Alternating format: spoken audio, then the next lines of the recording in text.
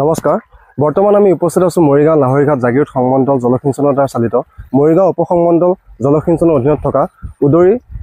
উত্তোলিত জলসিঞ্চন আঁচনি আৰু মোৰ লগত আছে এই আঁচনিটোৰ লগত জড়িত কেইজনমান খেতিয়ক দাদা আপোনাৰ নামটো ক'ব মোৰ নাম অজিত দাস আপুনি কিমান বিঘা মাটি খেতি কৰিছে আৰু কি কি খেতি কৰিছে মই 8 বিঘা মাটি ধান খেতি কৰিছো বু ধান হয় তাৰ পিছত আৰু বেলেগ কি খেতি কৰিছে বেলেগ বৰ্তমান মাকৈ কৰিছে মাকৈ খেতি কৰিছে হয় হয় বছৰ কি খেতি কৰে আপুনি আমি শালি খেতি কৰো বু খেতি কৰো হয় দুটা আৰু বেলেগ শাক-পাচলি খেতি কৰে বিভিন্ন ধৰণৰ মাকৈ কৰো হয় কৰি আছে কৰো সিজন লৈ প্ৰতি সিজনত নহয় কোনোবা সিজনত হয় যেতিয়া যিটো সুবিধা সেইটো কৰো ঠিক আছে আপুনি এই আঁচনিটোৰ জৰিয়তে কেনেদৰে উপকৃত হৈছে বা কেনেদৰে লাভৱান হৈছে আমাৰ মানে বু খেতি কৰিব পৰা হৈছে পানীটো সুবিধা সময়ত পানী পাইছে আপোনালোকে হয় ভালদৰে মানে খেতি কৰিব পাৰিছে শস্য উৎপাদন কেনেকুৱা হয় আপোনালোকৰ ইয়াতে ভাল হলে হয় ধৰি লওক 20-25 মান এনেকৈ হয় প্ৰতি বিঘা হয় হয়